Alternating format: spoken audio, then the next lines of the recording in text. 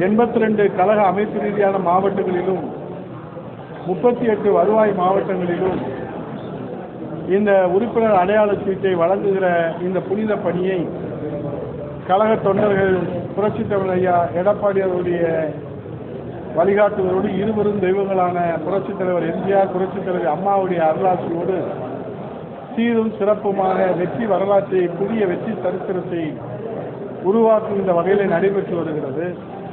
அதில் 18வது நாளாக நம்முடைய சோழவந்தான் சட்டமன்ற தொகுதி மதுரை மாவட்டத்திலே இன்றைக்கு பாலமேடு பேரூராட்சியிலே ஒன்றிய கழகத்துடைய ஆற்றமிக்க செயலாளர் அருமை சகோதரர் மூத்த ஒன்றிய கழக செயலாளர் ரவிச்சந்திரன் அவருடைய வழிகாட்டுவதோடு பேரூர் கழகத்துடைய செயலாளர் தம்பி குமார் அவர்களுடைய தலைமையிலே நம்முடைய முன்னாள் சோழவந்தான் சட்டமன்ற உறுப்பினரும் அனைத்து எம்ஜிஆர் மன்றத்துடைய மாநில துணை செயலாளரும் தேர்தல் பணிக்குழுடைய பொறுப்பாளருமான இந்த தொகுதியை முதன்மை தொகுதியாக புரட்சித் தலைவர் ஐயா எடப்பாடியாரிடத்தில் பல்வேறு திட்டங்களை கொண்டு வந்து கட்டமைப்புகளை உருவாக்கி இன்றைக்கும் அண்ணா திராவிட முன்னேற்ற கழகத்துடைய கோட்டையாக உருவாக்கி இருக்கிற சகோதரர் மாணிக்கம் அவர்களும் நின்ற தேர்தலெல்லாம் வென்று காட்டியிருக்கிற இதய தெய்வம் புரட்சித் தலைவர் அம்மா பேரனுடைய மாவட்ட செயலாளர் நம்முடைய அருமை அண்ணன் தமிழரசன் முன்னாள் சட்டமன்ற உறுப்பினர் அவர்களும் மாநில அம்மா பேரனுடைய துணை செயலாளர் வெற்றிவேல் அவர்களும் தம்பி ராஜேஷ் உள்ளிட்ட பொறுப்பாளர்கள் பங்கேற்று நம்முடைய ஒன்றிய செயலாளர்கள், நகர செயலாளர்கள், வார்டு செயலாளர்கள், பொதுமக்கள் எல்லோரும் பங்கேற்ற இந்த சீர்மிகு நிகழ்ச்சி சிறப்பாக நடைபெற்று கொண்டிருக்கிறது. இன்றைக்கு நம்முடைய கழக தொண்டர்கள் எல்லாம் உறுதிமொழி ஏற்றிருக்கிறார்கள். நம்முடைய முல்லை பெரியாறு ஜீவாதார உரிமை அந்த அணை மிகவும் பாதுகாப்பாக இருக்கிறது என்று புரட்சித் தலைவர் இதய அம்மா அவர்கள் தொடர்ந்த அந்த உச்சநீதிமன்ற வழக்கில் இன்றைக்கு அணை பாதுகாப்பாக இருக்கிறது என்று பல கட்ட ஆய்வுக்கு பிறகு வல்லுநர் குழு சான்றளித்ததற்கு பிறகு நம்முடைய உச்சநீதிமன்றத்தின் நீதி அரசர்கள் இந்த அணை பாதுகாப்பாக இருக்கிறது என்று தீர்ப்பு வழங்கினார்கள். அம்மா அவர்கள் தொடர்ந்த அந்த சட்ட போராட்டத்திலே 2014 நமக்கு கிடைத்த தீர்ப்பின் அடிப்படையில் பலகட்ட ஆய்வுகள் நடந்து கொண்டு இருக்கிறது. ஒவ்வொரு ஆய்வும் நமக்கு பாதுகாப்பாக இருப்பதாக அந்த வல்லுநர் குழு அறிவிக்கிறார்கள். மத்திய குழு, மாநில குழு, 2 மாநிலங்கள் ஒருங்கிணைப்பு குழு என்று யார் ஆய்வு செய்தாலும் அதில் அணை பலமாக இருக்கிறது, வலிமையாக இருக்கிறது, பாதுகாப்பாக இருக்கிறது என்பதுதான் அவர்கள் கொடுக்கிற வல்லுநர் கொடுக்கிற அறிக்கை. ஆனால் இப்போது மத்திய நீர்வள ஆணையம் இன்றைக்கு அந்த அணை 12 மாதத்திற்குள்ளாக அது பலமாக இருக்கிறதா என்று மறு ஆய்வு செய்ய வேண்டும் என்று ஒரு பேரிடியை, ஒரு உத்தரவை பிறப்பித்திருக்கிறார்கள். இதற்கு கொதித்து பொங்கி எழ வேண்டிய முதலமைச்சர் அமெரிக்காவிலே அங்கே அவர் கோட்டு சூட்டு மாட்டிக்கொண்டு போட்டோ சூட்டு நடத்தி கொண்டிருக்கிறார்கள். இதை கேட்க வேண்டிய நீர்வளத்துறை அமைச்சர், மூத்த அமைச்சர், அனுபவம் வாய்ந்த அமைச்சர் மாண்புமிகு துரைமுருகன் அவர்கள் சிங்கப்பூருக்கு அரசுமுறை பயணமா, தனியார் பயணமா, அல்லது மருத்துவ சிகிச்சைக்கான பயணமா, அல்லது முதலீட்டை ஈர்ப்பதற்கான பயணமா என்று தெரியவில்லை. அதற்கு அடுத்த நிலையில் அறிவிக்கப்படாத முதலமைச்சராக செயல்படுகிற உதயநிதி ஸ்டாலின் அவர்களும் இது குறித்து வாய் திறக்கவில்லை. அவருக்கு பட்டாபிஷேக விழாவை நடத்துவதிலே தான் அமைச்சர் பெருமக்கள் கவனமும் அவருடைய நேரத்தையும் செலவிடுகிறார்களே தவிர தமிழ்நாட்டு மக்களை பற்றி அக்கறைப்பட்டதாக தெரியவில்லை. இதில் மிகப்பெரிய ஒரு கொடுமை, நேற்றைய தினம் கர்நாடகாவுடைய துணை முதலமைச்சர் சிவகுமார் அவர்கள் தமிழ்நாட்டுக்கே வந்து மேகதாது அணை தமிழ்நாட்டுக்கு மிகப்பெரிய பலன் அளிக்கும் என்று ஒரு பொய் மூட்டையை அவிழ்த்து விட்டு போயிருக்கிறார். நீதிமன்றத்திலே அது வழக்கு இருக்கிறது. 2 மாநிலங்களின் சார்பிலே அதில் வாதங்கள் முன்வைத்திருக்கிறது. மேகதாது அணை யாருக்கு பலன் தருகிறது என்பது நீதிமன்றத்துடைய இறுதி தீர்ப்பிலே தான் தெரியும். ஆனால் இரு மாநில உறவிலே ஒரு விரிசலை, இடைவெளியை ஏற்படுத்துகிற வகையிலே யார் சந்தித்து உதயநிதி ஸ்டாலின் அறிவிக்கப்படாத முதலமைச்சரை இல்லத்திற்கே சென்று, பசுமை வழிச்சாலையிலே இல்லத்திற்கு, குறிஞ்சி இல்லத்திற்கே சென்று சந்தித்து வெளியே வந்து அவர் பேட்டி கொடுக்கிறார்கள். மேகதாது அணை கர்நாடகாவை விட தமிழ்நாட்டுக்கு அதிக பலனை தரும். மேகதாது அணை கட்டிவிட்டால் தமிழ்நாடு பாலைவனமாக ஆகிவிடும் என்று விவசாயிகள் கண்ணீர் வடித்து போராடி கொண்டிருக்கிறார்கள். அந்த காவேரியினுடைய உரிமை பெற்று தந்தது யார்? நம்முடைய புரட்சித் தலைவர் இதயதீப அம்மா அவர்கள் ஒரு தொடர் சட்ட போராட்டம் நடத்தி புரட்சித் தலைவர் ஐயா எடப்பாடியார் அவர்கள் காவேரி காப்பாளர் 22 நாட்கள் நாடாளுமன்றத்தை முடக்கி உச்சநீதிமன்றத்தினுடைய தீர்ப்பை நிறைவேற்ற வேண்டும் என்று ஆணையம் அமைக்கப்பட்டது. நீர் ஒழுங்காற்று குழு அமைக்கப்பட்டது. ஆனால் இப்போது திரும்ப அவர்கள் பழைய விவகாரத்தை இன்றைக்கு தொடர்ந்து சொல்லி வருகிற விவகாரத்திற்கு அங்கீகாரம் பெறுகிற வகையில் அவர்கள் சொல்லுகிற அந்த கோரிக்கை அதுக்கு அங்கீகாரம் பெறுகிற வகையில் தமிழ்நாட்டிலே வந்து சொல்லுகிறார் என்று சொன்னார். இது எப்படி தமிழ்நாட்டு மக்களும் டெல்டா விவசாயிகளும் ஏற்றுக்கொள்வார்கள்? நம்முடைய காவேரி காப்பாளர் என்று நம்முடைய டெல்டா மாவட்ட விவசாயிகளால் போராடுகிற நம்ம பாராட்டுகிற அந்த விவசாயிகள் இன்றைக்கு நம்முடைய புரட்சித் தலைவர் எடப்பாடியார் அவர்களிடத்திலே அவர்கள் கோரிக்கை வைத்துக் கொண்டிருக்கிறார்கள். 2 தினங்களுக்கு முன்பாக கூட அந்த டெல்டா மாவட்ட விவசாயிகளுடைய பாதுகாவலர் இருக்கிற PR பாண்டியன் அவர்களும் திருச்சியிலே இருக்கக்கூடிய அருமை ஐயா அவர்களும் சந்தித்து இந்த நாட்டில் இருக்கக்கூடிய விவசாயிகளுக்கு இந்த அரசு எப்படி துரோகம் செய்து கொண்டிருக்கிறது என்பதை எடுத்து சொல்லியிருக்கிறார்கள். இந்த நிலையிலே கர்நாடகத்துடைய துணை முதலமைச்சர் வந்து மேகதாது அணை பற்றி பேசுகிறார். இவர்கள் வாய் திறக்க தயாராக இல்லை.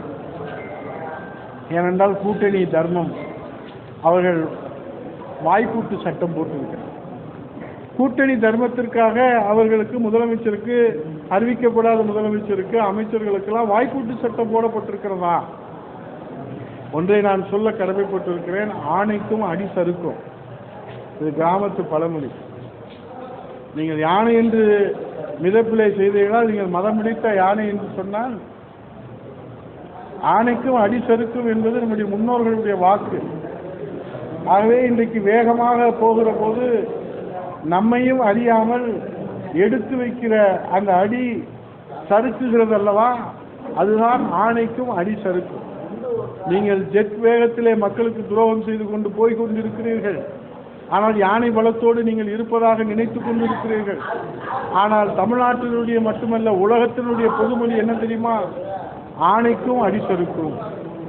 ஆகவே நீங்கள் வேகமாக யானை பலத்தோடு போவதாக நினைத்து கொண்டு எப்போது வீழப் போகிறீர்கள் என்று தமிழ்நாட்டு மக்கள் தீர்ப்பளிப்பதற்கு தயாராக இருக்கிறார்கள். ஏனென்றால் நீங்கள் எல்லாவற்றையும் அடமான வைத்து விட்டீர்கள். இந்த தமிழ்நாட்டினுடைய ஜீவாதார உரிமையை நீங்கள் அடமான வைத்து விட்டீர்கள். ஆகவே இன்றைக்கு தவறான கொள்கையினாலே நிர்வாக முறையினாலே தமிழ்நாட்டிலே விலைவாசி விண்ணை முட்டுகிற அளவிலே உயர்ந்திருக்கிறது. வேலையில்லா திண்டாட்டம் தலைவிரித்து ஆளுகிறது. உங்களுடைய நிர்வாக சீர்கேடுனாலே சட்டம் ஒழுங்கு கேள்விக்குறியாக இருக்கிறது. போதைப்பொருள் நடமாட்டம், இளைஞருடைய எதிர்காலம் என்னாகுமோ என்று வயிற்றிலே நெருப்பை கொட்டிக் கொண்டு நம்முடைய பெற்றோர்கள் இன்றைக்கு வாழ்ந்து கொண்டிருக்கிறார்கள். கல்லூரியிலே பள்ளிக்கூடத்திலே பேருந்து நிலையங்களே எல்லா இடங்களிலுமே இன்றைக்கு போதைப்பொருள் நடமாட்டம் தலைவிரித்து ஆடிக்கொண்டிருக்கிறது. கனிம வளங்கள் கொள்ளையடிக்கப்பட்டு கொண்டிருக்கிறது. இதை எங்கே போய் முறையிடுவது? நெற்றிக்கண் திறப்பெரும் குற்றம் குற்றமே என்று நக்கீரன் கடவுளை பார்த்து கேட்ட இந்த மதுரையிலிருந்து இன்றைக்கு நாங்கள் கேட்கிற உங்கள் இளவரசருக்கு பட்டாபிஷேகம் நடத்துவதற்கு நீங்கள் காட்டுகிற அக்கறையும் நீங்கள் செலவிடுகிற நேரத்தையும் இந்த மக்களுடைய குறைகளை தீர்ப்பதற்கு நீங்கள் செலவிட முன்வருவீர்களா? புரட்சித் தலைவர் நம்முடைய அண்ணாதிபன் மக்கள் கழகம் நம்முடைய புரட்சித் தலைவர் இதயதீப அம்மாவுடைய இருபெரும் தெய்வங்களுடைய மறு வடிவமாக இருக்கிற புரட்சித் தலைவர் ஐயா எடப்பாடியுடைய ஆட்சி காலத்திலே, அம்மாவுடைய ஆட்சி காலத்திலே 10 ஆண்டுகளிலே ஒவ்வொரு ஆண்டும் 2 லட்சம் 3 லட்சம் என்று இலக்கை நிர்ணயித்து வீட்டு மனைகள் இல்லாத ஏழை எளிய சாமானிய அந்த மக்களுடைய வாழ்விலே ஒளியேற்றி வைக்கின்ற வகையில் 24 லட்சம் வீட்டு மனை பட்டாக்கள் வழங்கப்பட்டு இருக்கிறது. இன்றைக்கு நேற்றைய தினம் நீங்கள் ஒரு இடத்திலே போய் கொடுத்து அந்த மக்கள் எங்களுக்கு பட்டா கிடைக்கவில்லை என்று உங்கள் வாகனத்தை மறைத்து உங்களிடத்திலே மனு கொடுக்கக்கூடிய ஒரு நிலையிலே தான் இன்றைக்கு நீங்கள் பட்டா வழங்குகிற லட்சணம் இருக்கிறது. தகுதி உள்ளவர்களுக்கு கொடுக்காமல் நீங்கள் தகுதி இல்லாதவர்களுக்கு கொடுப்பதாக அந்த மக்கள் குறைவிட்டுக் கொள்கிறார்கள். ஆகவேதான் உங்களுடைய வாகனத்திலே மறைத்து உங்களிடத்திலே அதை கொண்டு வந்திருக்கிறார்கள். ஆனால் தீர்வு கண்டதாக தெரியவில்லை. மதுரையிலே 9ஆம் தேதி பட்டாபிஷேகம் நடத்துவதற்கு அந்த விழாவுக்கு பெயரை மாற்றி பட்டா வழங்குகிற விழா என்று வைத்திருக்கிறார் உங்கள் அமைச்சர். ஆகவே இது ஏழை எளிய சாமானிய மக்களுக்கு அவருடைய தேவை அறிந்து தகுதி அறிந்து விதிமுறைகளுக்கு உட்பட்டு வழங்குகிற பட்டா. ஏற்கனவே கொடுக்கப்பட்ட வீட்டுமனை பட்டாக்களை ரத்து செய்துவிட்டு புதிதாக கொடுப்பதை போல கணக்கு காட்டுவதாக இப்போதே அந்த மக்கள் எங்களிடையே போன்ற மக்கள் பிரதிநிதிகளிடத்திலே அவர்கள் கோரிக்கை மனு கொடுக்கிறார்கள். ஆகவே இதையெல்லாம் அரசு கவனத்தில் எடுத்துக்கொள்ளுமா, அறிவிக்கப்படாத முதலமைச்சர் எடுத்துக்கொள்வாரா என்று எங்களுக்கு தெரியவில்லை. ஆகவே அத்தியாவசிய பொருட்களின் விலை பல மடங்கு உயர்ந்திருக்கிறது. விலைவாசி உயர்வை கட்டுப்படுத்தவும் தெரியவில்லை, அதை கட்டுப்பாட்டுக்குள் வைக்கவும் இந்த திமுக அரசுக்கு தெரியவில்லை.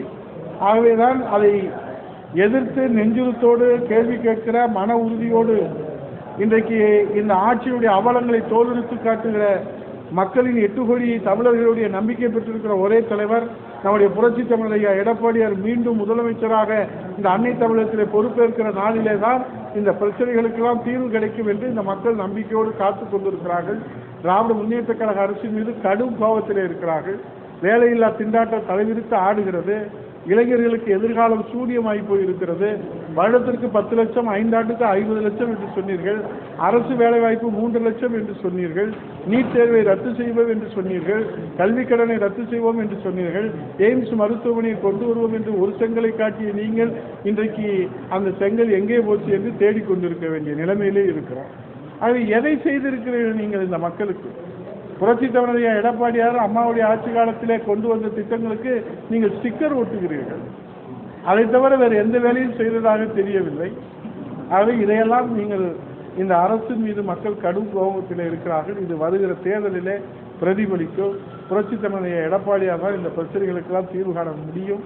7.5% இடஒதுக்கீடை கொடுத்த சமூக நீதி காவலர், 11 அரசு மருத்துவக் கல்லூரி, அம்மா ஆட்சி காலத்திலே 6 மருத்துவக் கல்லூரி, 17 மருத்துவக் கல்லூரி இந்த தாய் தமிழ்நாட்டுக்கு சீதனமாக பெற்றுத்தந்த தலைவர் நம்முடைய புரட்சி தமிழர் ஐயா எடப்பாடி அவர்கள் 6 புதிய மாவட்டங்களை தந்தவர்கள், 25 லட்சம் பேர்களுக்கு வீட்டுமனை பட்டாக்கள் தந்தவர்கள், 35 லட்சம் பேர்களுக்கு இன்றைக்கு புரட்சி தமிழர் ஐயா எடப்பாடி அவருடைய ஆட்சி காலத்தில் தான் முதியோர் ஓய்வூதியம் வழங்கி அதை ஒரு புரட்சியை நிகழ்த்தினார்கள். 52 லட்சம் பேர்களுக்கு இன்றைக்கு மடிக்கணினி மாணவ செல்வங்களுக்கு கொடுத்த அரசு புரட்சி தமிழர் எடப்பாடியார் தலைமையிலான அம்மாவினுடைய அரசு. இன்றைக்கு 12 லட்சம் பேர்களுக்கு தாலிக்கு தங்கம் வழங்கி இருக்கிற அரசு. இன்றைக்கு 16 லட்சம் பேர்களுக்கு விலையில்லா நம்முடைய கறவை மாடுகள் ஆடுகள் வழங்கியிருக்கிற அரசு.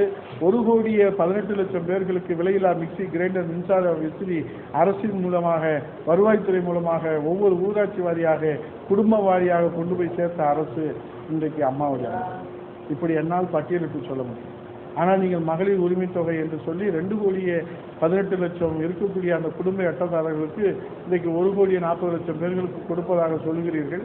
ஆனால் வாங்குவோர்கள் யாரும் இன்றைக்கு அதுக்குரிய சான்றுகளாக எங்களுக்கு தெரியவில்லை. அது விடியல் பயணம் என்று சொல்லி நீங்கள் குளியல் பயணத்தை தான் அரசு பேருந்துகளில் நடந்து கொண்டிருக்கிறது.